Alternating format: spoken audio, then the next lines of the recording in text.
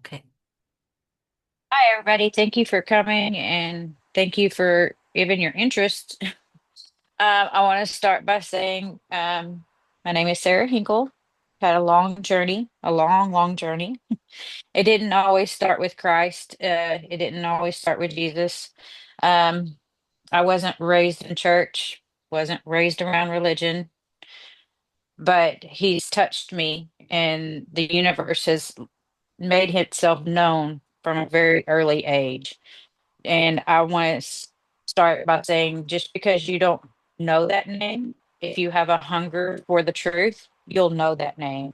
He'll come into your heart, he'll make a way for you to get to know him as intimately as you allow him to. He'll go down and he'll touch your very soul. Um, there's times in my life where that was the only way out was reaching for at one point an unknown name. I remember around 4 years old, climbing in a closet and saying, Creator of the universe, come touch me, come help me. My parents are too stupid to know how to create me. So even at a young age, I knew that I wasn't from this planet, I wasn't from this place. I knew that my mom and dad were just pretty much vehicles to get me here. But that being said, I forgot along the way, and some very terrible things happened to me, and I didn't know why, and I was wrapped up in confusion, like somebody was trying to tell me this is what love is. And I bought that lie. I bought that lie because he was a very close person to me. He was close to my family, and he did some very inappropriate things, and it confused me. And then later on, when different people outside of my family would do the inappropriate things, I've come to realize that that's not the kind of love that sustains us. That's not the kind of love that we were put on this earth to experience. But that being said, I forgot who I was and I lost my identity in all that hurt and trauma. And so they put more and more labels on me. Growing up as a, with an alcoholic dad and an abusive stepfather,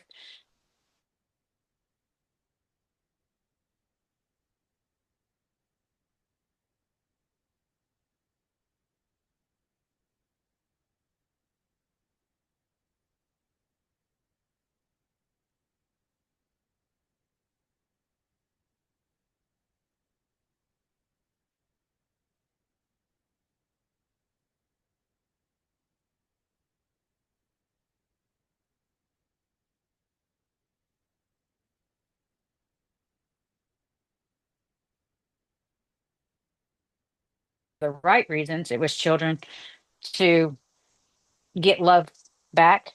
Like I wanted my children to love me, and I wanted to just break the mold of abuse. Um, but it was just something that wrapped my identity in. So instead of becoming, you know, just the youngest, smallest little brat that got hurt, I became my kid's mom and my husband's wife, and all my identity was wrapped up in that. And for 10 years, I thought, yeah, this is what you do. I learned about Jesus. I went to church. I was a Sunday school teacher, and more identities and more identities, more labels, more labels, more labels. And you know, when my first husband asked for a divorce, it shattered me. I was like, well, then now who am I? I have weared this cloak of a wife and a mother and all these things in the church, and I realized that's not who I am neither. And God was like, we're going to go through these different stages until you know who you are. Recently, a friend shared a video, and I was like, oh my gosh, it was about silence.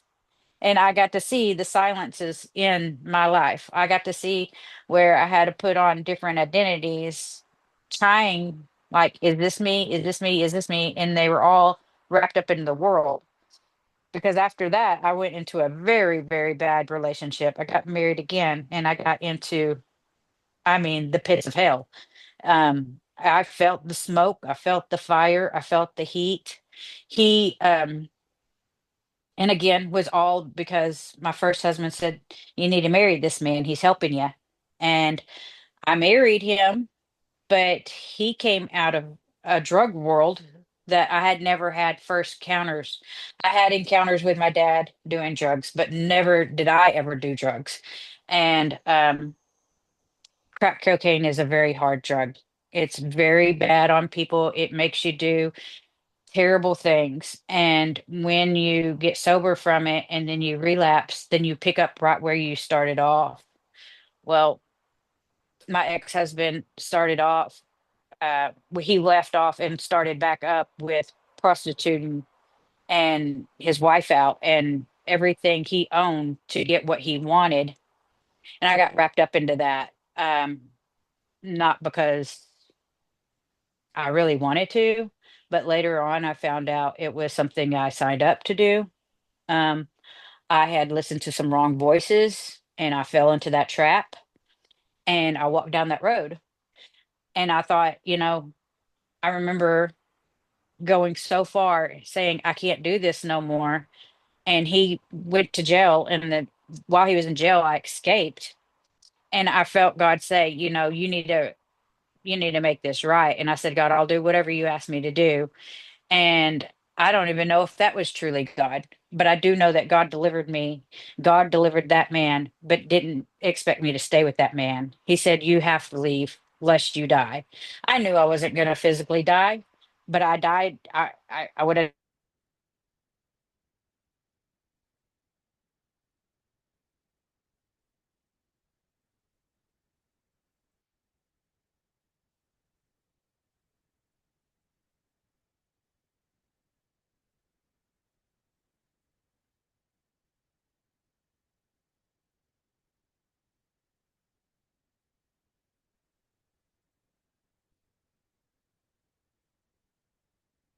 went back searching.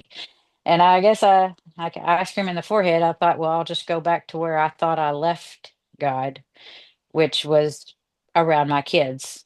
And I strived and strived to get back in a relationship with my kids. At this time, they were, teenagers.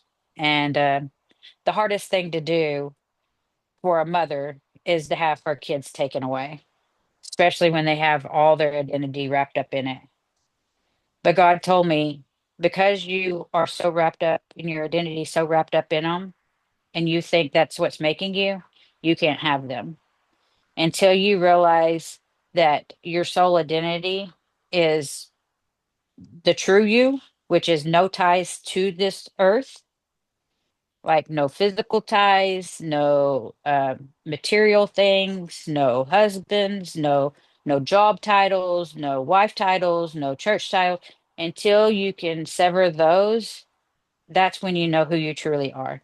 It's sitting in the silence, like that video said, sitting in the silence and having nothing give you back what you think you need.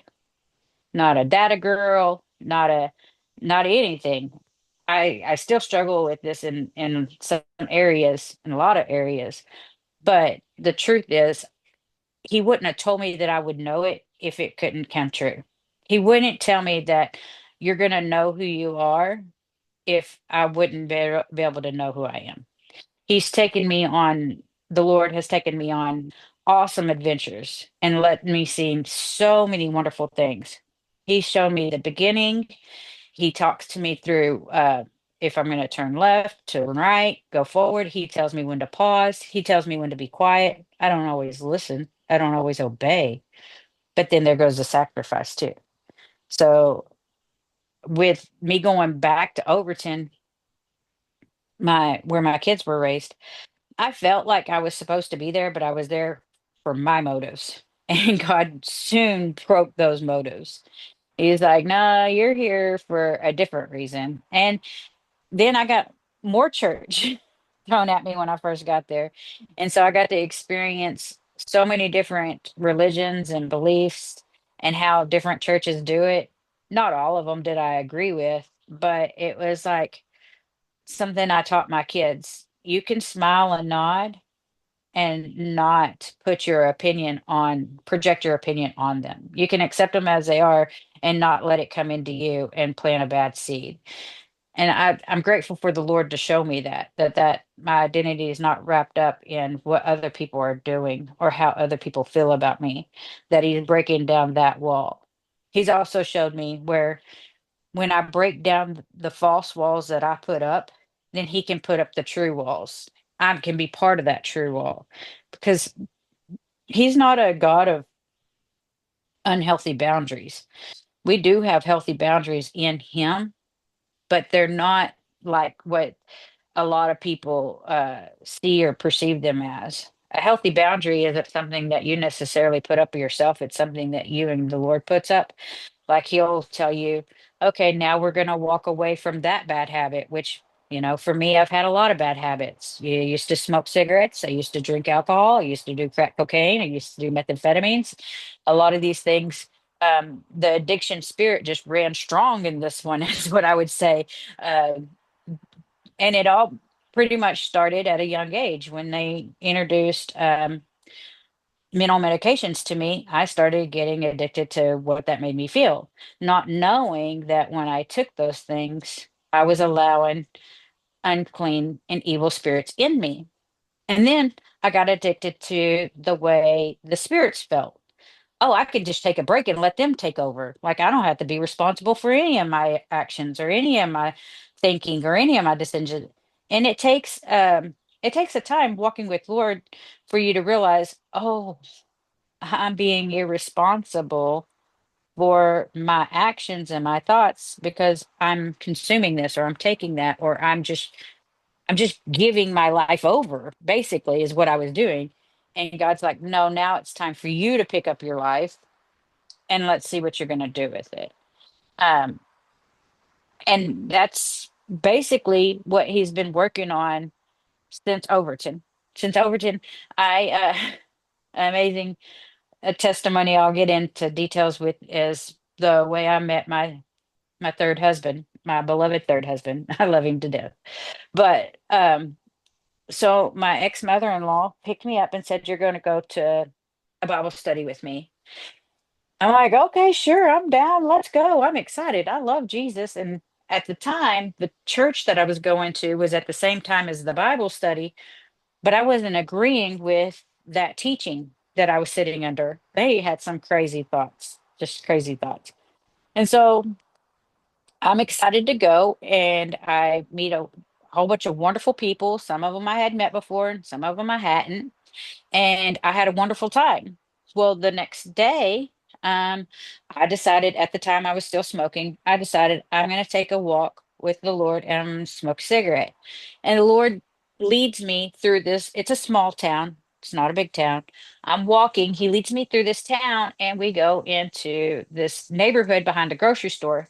I'm like, Lord, I don't know anybody that lives over here. And um, a little backstory is that's also the same town that me and my second husband lived in also. So it really wasn't too safe for me to be walking around this town. Like anybody that knew me from that marriage would probably have tried to done harm to me, but I didn't have any fear. I was like, Lord will make me invisible to those that don't need to see me. But I go into this town, this neighborhood, and he told me to go knock on this door. And I'm like, I'm not going to go knock on that door. Are you crazy? He's like, no, but you are, and you're going to go knock on the door. And I went and I knocked on the door, had a butterfly on the door. And this young woman about my age. I had met her the night before at this Bible study for the first time. I'm like, oh, I didn't know you lived here. And she says, yeah, and I've been waiting on you all day. I was like, awesome. Where are we going? What are we doing? And we went to go help my future husband at a trailer. I was helping him fix it up, him and some other people I knew. But I thought it was awesome because now when he's talking to me, he's tangibly showing me not just directions, but more people. He's given me a sure footing, like this is the way to go. This is me guiding you. He showed me visions. He showed me just what my life could be. And at that time, there was a lot of things that could have came between me and the Lord and me and what he had for me because um i- the enemy will come in there and say, hey, but don't you want this back? Don't you want this lifestyle back? Or don't you want this back?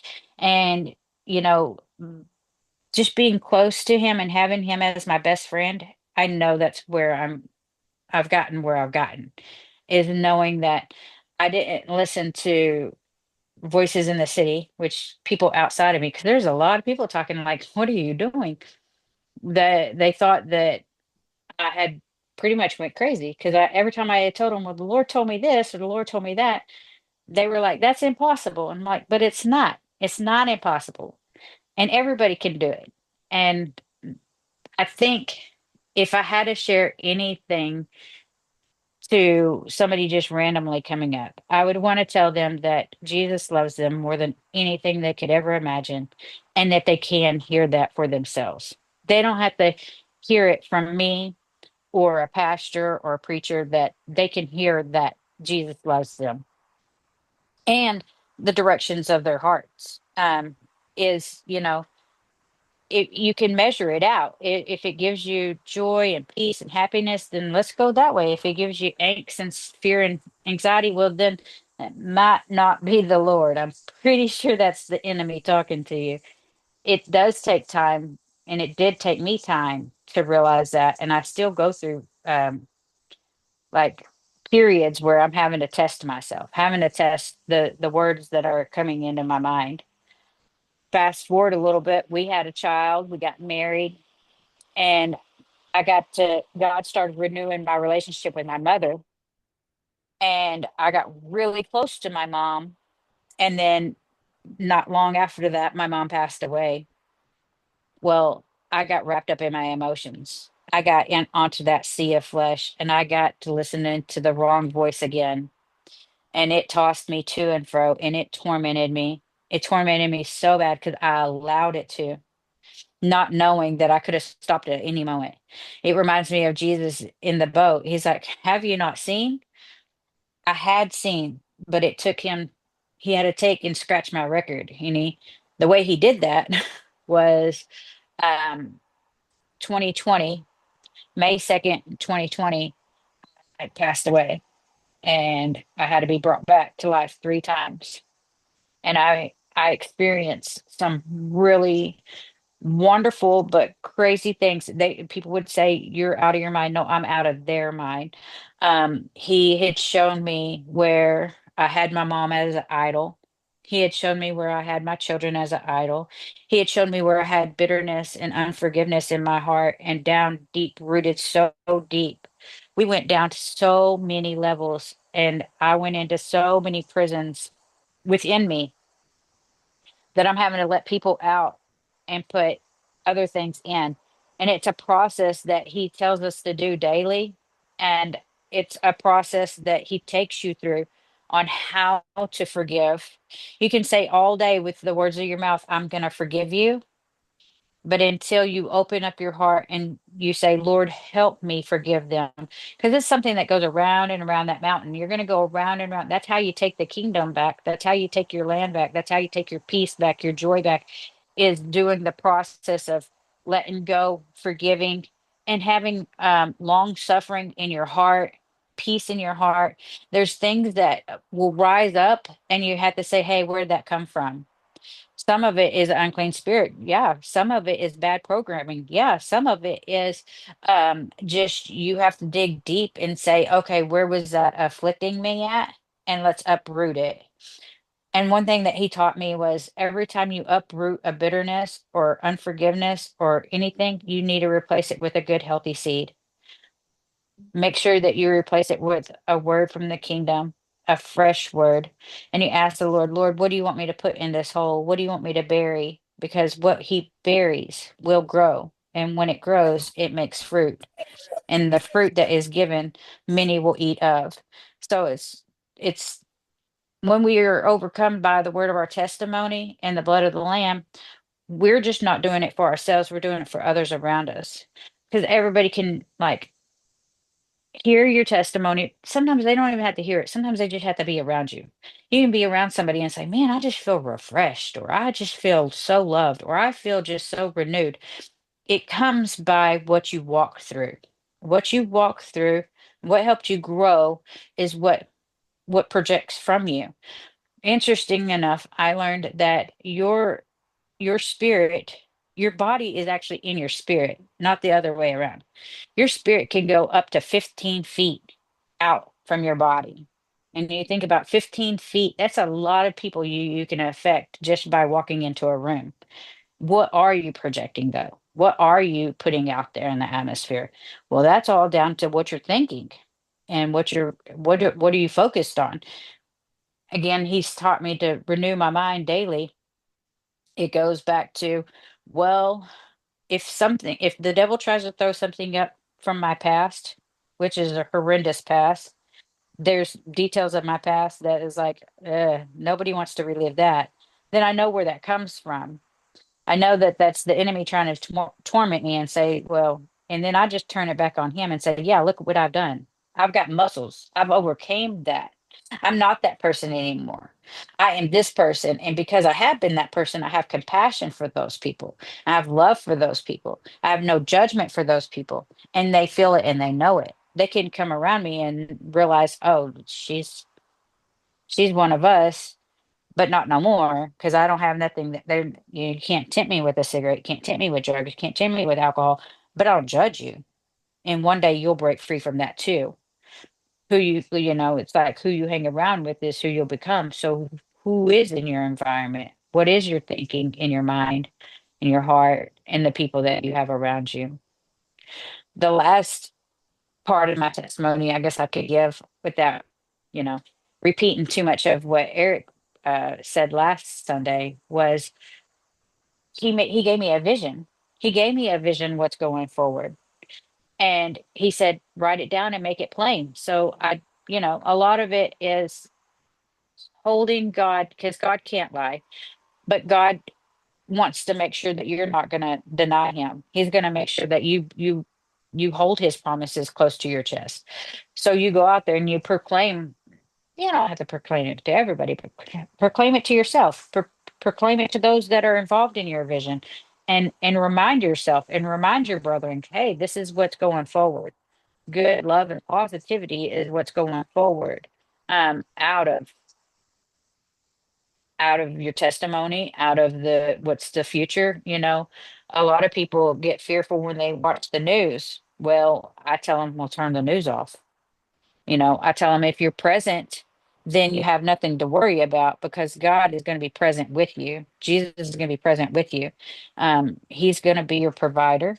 You don't have to worry about fearful of what's going outside. I mean, my biggest fear is what goes on in my inner courts, not on the outer courts. Now, he might show me this is what's going out in there, and then I can turn around and directly see it in me. I can see that thing shaking in me. I can see, the economy inside of me shaking. I can see the bad mountains coming down and the good mountains coming up.